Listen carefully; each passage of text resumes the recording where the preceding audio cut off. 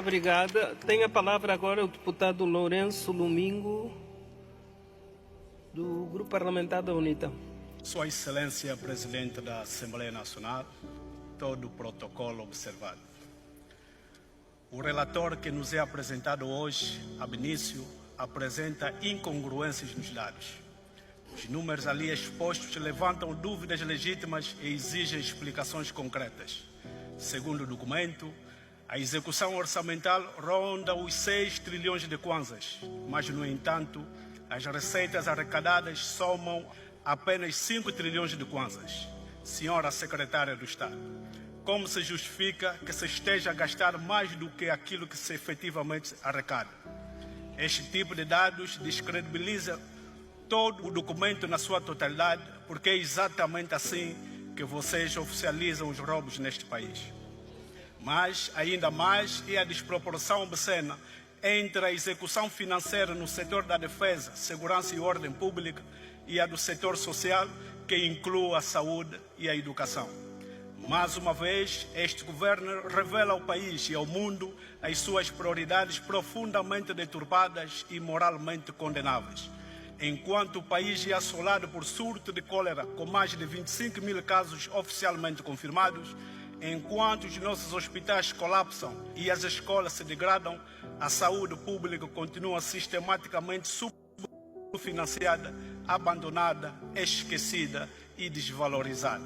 Se não colocarmos a saúde e a educação no centro das prioridades nacionais, estaremos a enterrar não só o presente, mas o futuro da nação. E isto a história jamais perdoará. Hoje, devemos ter como razões e interesses sublimes de Estado a saúde e a educação. E como se não bastasse, deparamos-nos com a ausência de informações claras sobre os custos das viagens presidenciais neste trimestre. Não é segredo que o senhor Presidente da República tem batido recordes, não de boa governação, mas de acumulação de milhas na TAG. Segundo o jornal O País, o Presidente da República realizou nos últimos anos cerca de 112 viagens ao exterior e, por falta de ocupação, este facto levou a Esperança Costa, a vice-presidente de Angola, a deslocar-se 224 vezes ao aeroporto para despedir-se e receber um presidente que chega ao país com uma mala cheia de nada. Há quem diz que, em termos de horas de voo, o Presidente da República já supera muitos pilotos da TAG. Estas viagens, com um custo a rondar quase $1 bilhão, dinheiro que poderia... Um ponto de ordem do deputado Vunda Salucombo. Se faz favor, ponto de ordem.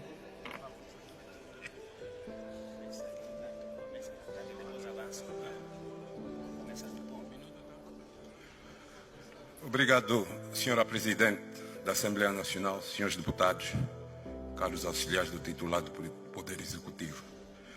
Senhora Presidente, em primeiro lugar, o colega que está a falar está fora da ordem. Está fora da ordem.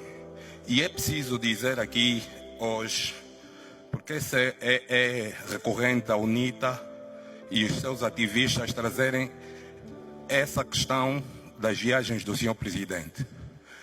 Primeira coisa, senhora Presidente, temos que separar as viagens do Presidente enquanto...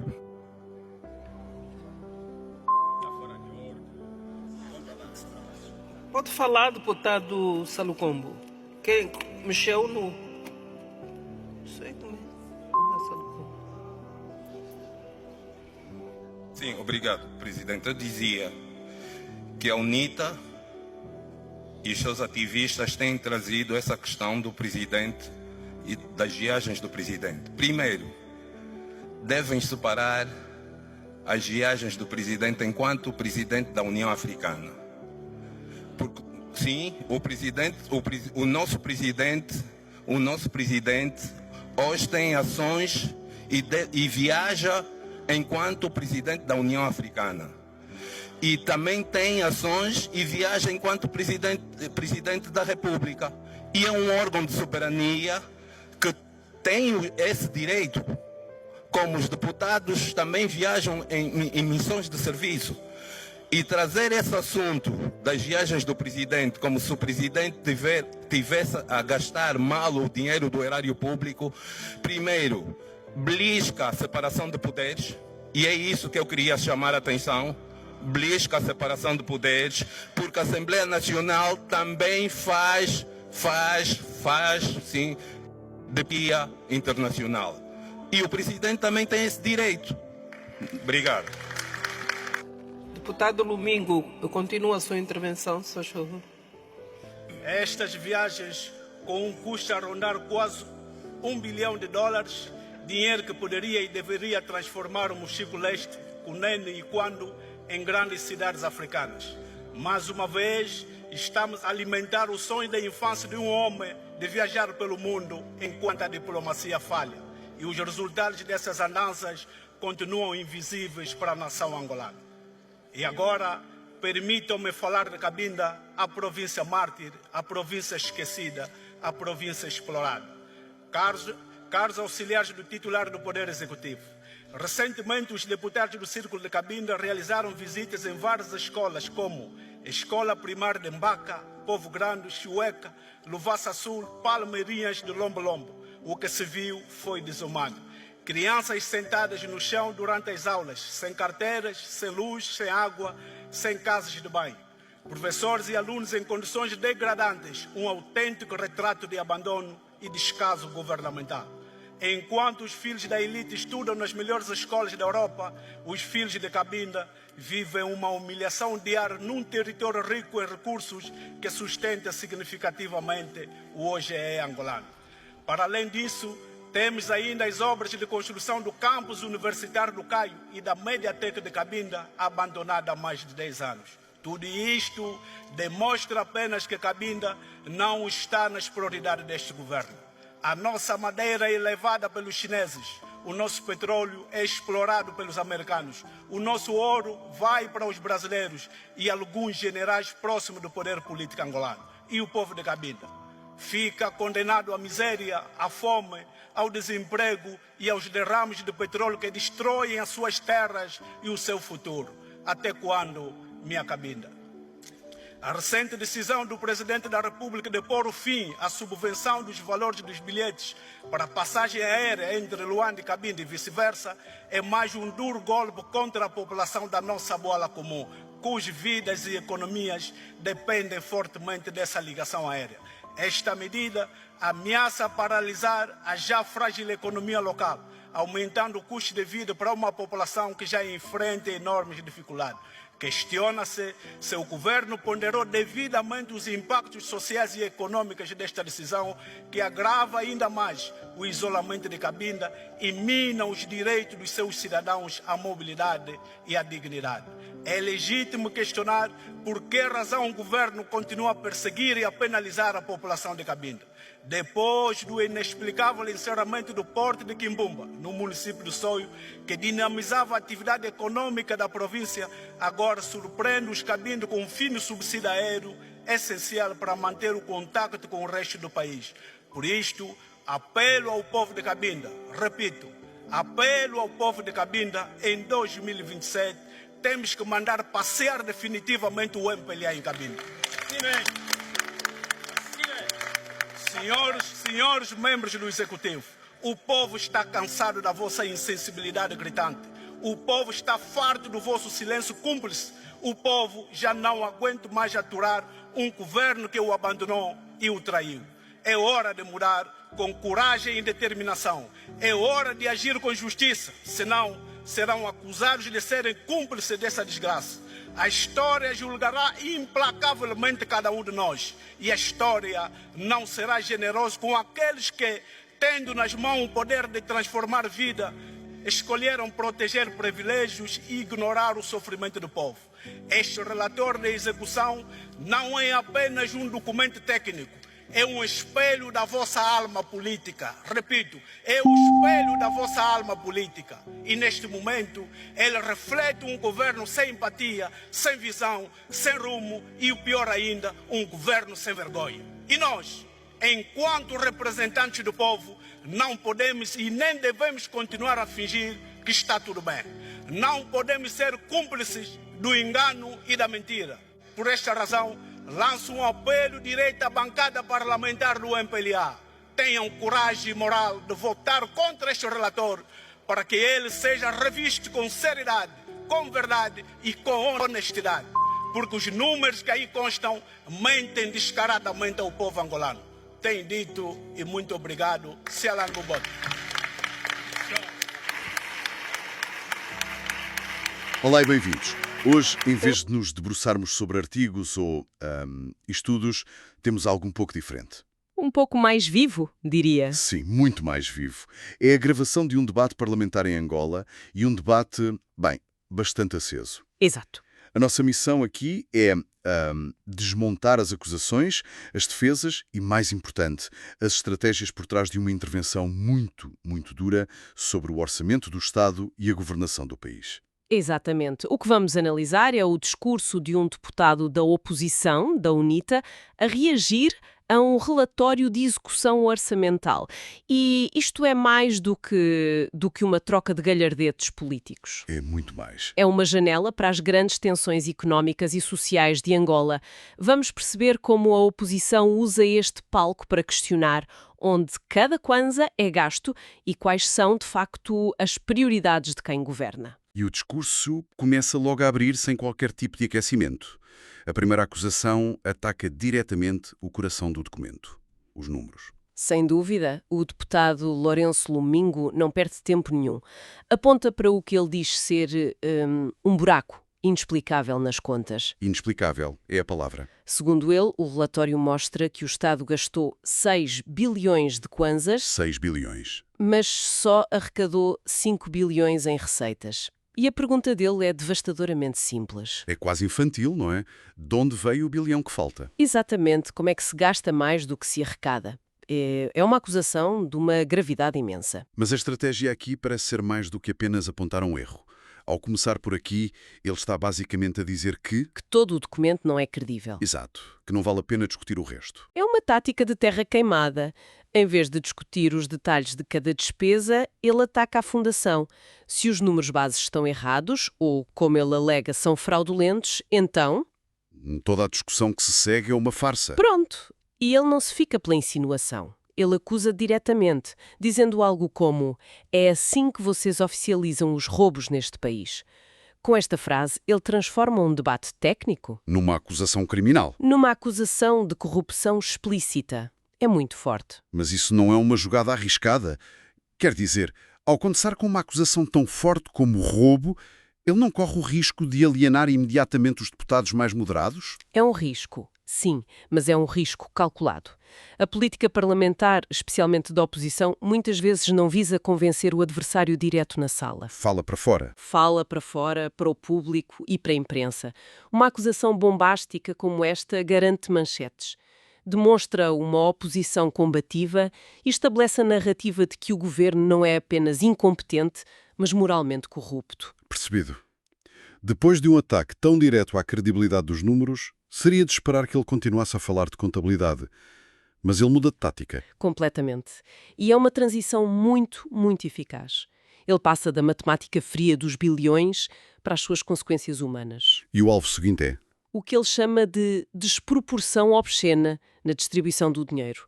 Põe em contraste o que foi gasto com defesa e segurança. com o que foi alocado ao setor social, saúde e educação. Exato. Este é um debate clássico em quase todos os países, não é? Mas a forma como ele o apresenta parece ter um peso particular no contexto angolano. Sem dúvida. Porque ele não diz apenas gastou-se mais em X do que em Y. Ele pinta um quadro, menciona um surto de cólera com dezenas de milhares de casos, hospitais que estão a colapsar, escolas a cair aos pecados. Ele dá uma cara humana aos números. Precisamente. Ao colocar estas imagens de sofrimento real ao lado dos números do orçamento da defesa, ele faz uma pergunta moral. Estamos a construir um país seguro para quem? Se as pessoas estão a morrer de doenças evitáveis e as crianças não têm onde aprender. É uma forma de traduzir os bilhões do orçamento para a realidade diária das pessoas. De repente, não é um número num papel. É a falta de uma cama no hospital ou de uma carteira na escola. E a frase que ele usa, que o governo está a hipotecar não só o presente, mas o futuro da nação, é incrivelmente poderosa. É o clímax deste argumento. Ele eleva a questão acima da política partidária. Não se trata de uma má decisão para este ano fiscal. Trata-se de um erro com consequências que se vão sentir por gerações. Ele está a falar para a história, no fundo. Exato. Ao dizer que a história jamais perdoará, ele está a tentar colocar os deputados do governo numa posição em que não estão a votar apenas contra a UNITA, mas contra o próprio futuro do país. É uma ferramenta retórica muito forte. E a seguir, o discurso avança para um tema que é universalmente polémico: os gastos da liderança, neste caso. As viagens presidenciais? Claro, ele não se limita a criticar, ele usa a ironia de forma bastante cortante. Sim. Ele cita um jornal, O País, que terá contabilizado cerca de 112 viagens do presidente ao exterior e depois ironiza. A parte das milhas, Diz que o presidente bate recordes, não em governação, mas em acumulação de milhas. Até a vice-presidente é mencionada. sim, essa parte é um detalhe assassino. Nota que ela se deslocou 224 vezes ao aeroporto para as cerimónias de partida e chegada. É um pormenor que serve para pintar um quadro de desperdício, de excesso de protocolo. E o número que ela apresenta como custo total é astronómico, quase $1 bilhão. E argumenta que com esse dinheiro se poderiam ter reconstruído províncias inteiras. Claro que o partido no poder não ia deixar uma acusação destas passar em branco. E a sessão é interrompida. Por um ponto de ordem. Exatamente. Um deputado do MPLA, Valdemar da Costa. Essencialmente é um mecanismo para interromper o orador e corrigir o que se considera ser uma imprecisão ou um ataque indevido. E a defesa que ele apresenta é curiosa. Em vez de contestar os números ou o custo, ele muda o enquadramento do problema. Totalmente.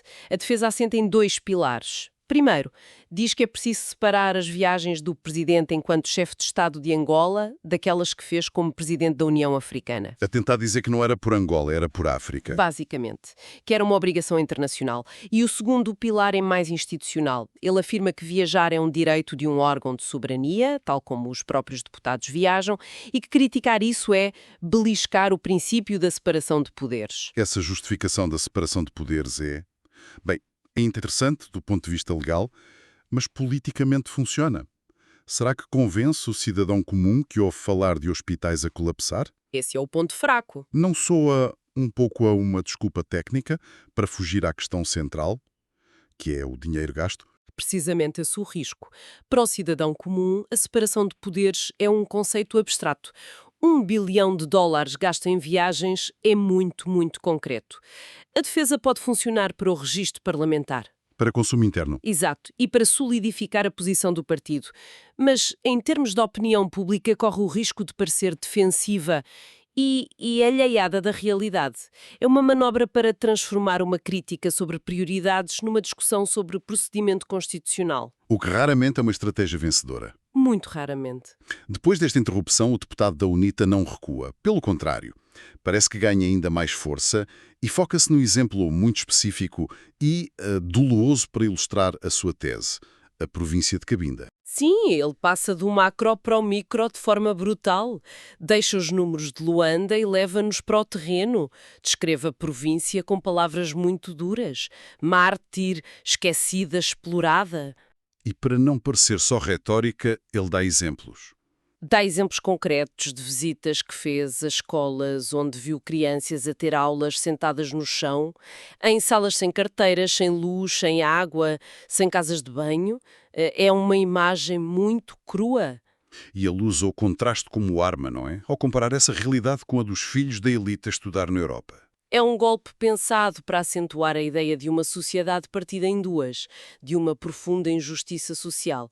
E não se fica pela educação. Menciona grandes projetos. O campus universitário. O campus e uma mediateca, cujas obras estão abandonadas há mais de uma década. São símbolos visíveis de promessas por cumprir. A mensagem é clara. O desenvolvimento prometido a Cabinda nunca chegou. E aqui vem o ponto crucial. Ele liga diretamente este abandono à imensa riqueza natural da província. É o paradoxo clássico da maldição dos recursos. É a personificação disso. A forma como ele o descreve é quase poética na sua tragédia. Ele diz que a madeira de Cabinda vai para os chineses, o petróleo para os americanos, o ouro para os brasileiros e generais locais. E para o povo de Cabinda. A miséria, o desemprego e os derrames de petróleo. É esta a ideia.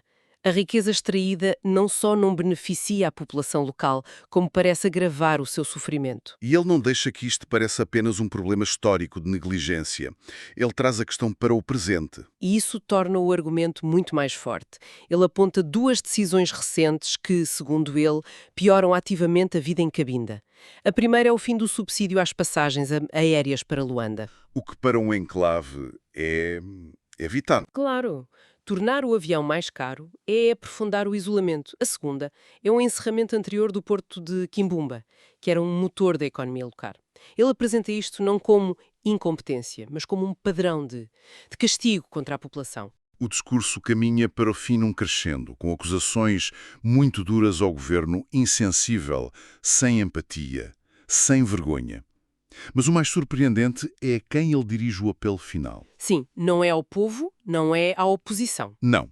Ele vira-se para a bancada do MPLA. É um movimento tático muito interessante. Ele faz um apelo direto à consciência individual de cada deputado do partido no poder. Pede-lhes que tenham coragem e moral de votar contra este relatório do seu próprio governo. Isso é uma jogada de mestre ou um tiro no escuro. Tentar quebrar a disciplina partidária em plenário é das coisas mais difíceis de se conseguir. E provavelmente ele não esperava uma rebelião em massa. O objetivo é mais subtil. Primeiro, é um ato para as câmaras. Mostra uma oposição que tenta dialogar e apelar à razão. Mesmo do adversário. Exato. Segundo, mesmo que ninguém vote contra, ele planta uma semente de dúvida. Obriga cada deputado do MPLA a confrontar-se com os argumentos e a votar, não por convicção, mas por lealdade partidária. Ele está a enquadrar o voto como um texto moral. Precisamente. Diz-lhes que os números do relatório mentem descaradamente e que votar a favor é ser cúmplice dessa mentira. Portanto, mesmo perdendo a votação, ele pode ganhar a batalha da narrativa. Exatamente. A vitória dele não está no resultado da votação. Está em usar aquele momento para expor, na sua perspectiva, a fratura entre a linha do partido e a verdade que o povo vive. É um ato político que transcende o resultado imediato. Fizemos esta viagem por um discurso intenso. Começamos com bilhões de kwanzas que não batem certo. Passámos pelas prioridades de um país, pelo luxo das viagens E acabamos na imagem desoladora de uma criança sentada no chão de uma sala de aula em Cabinda. e vimos as duas faces da moeda. De um lado, uma oposição que usa a emoção, os exemplos do terreno e acusações diretas de corrupção para atacar o governo. E do outro, uma defesa muito institucional, que se refugia em princípios constitucionais e obrigações de Estado para justificar as suas ações. E para desviar as críticas, lá está. O discurso termina com esse apelo quase desesperado à consciência individual dos deputados da maioria, para que coloquem a verdade acima da lealdade partidária. E isso deixa-nos a pensar. Num jogo político tão polarizado, o apelo à consciência de um adversário é um sinal de esperança ou apenas uma figura de retórica? É uma boa pergunta. Que espaço real existe para que um ato de coragem individual se sobreponha à máquina de um partido no poder?